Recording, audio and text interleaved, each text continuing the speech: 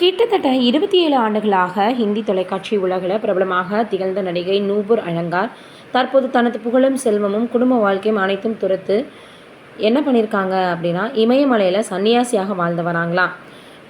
சக்திமான், தியா அவுர் பாதிகம் போன்ற வெற்றி தொடர்களில் நடித்தவங்க ஒரு காலத்தில் ரசிகர்களால் விரும்பப்பட்ட முன்னணி தொலைக்காட்சி நடிகையாக இருந்தாங்க.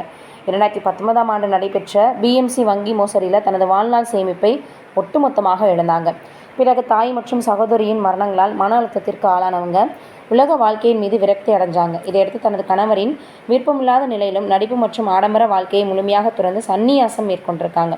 தற்போது பீதாம்பராமா என்கிற ஆன்மீக பெயரில் இமயமலையில் எளிய வாழ்க்கை வாழ்ந்து வராங்க.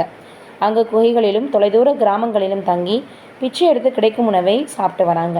கடுமையான பனி மற்றும் எலிக்கடி போன்ற சவால்களை எதிர்கொண்டு வந்தாலும் இப்போது தான் உண்மையான அமைதியை நான் அனுபவிக்கிறேன், உலக வாழ்க்கையின் அழுத்தங்களின்றி ரொம்ப நிம்மதியாக இருக்கேன் அப்படின்னு அவங்க சொல்லியிருக்காங்க. ஒரு காலத்தில் சின்னத்திரையில் முன்னணி நடிகையாக விளங்குனவங்க இப்போ எல்லாத்தையும் துறந்து ஆன்மீக வாழ்க்கை நடத்துவது ஹிந்தி தொலைக்காட்சி வட்டாரத்தில் பெரும் அதிர்வலைகளை ஏற்படுத்தியிருக்கு.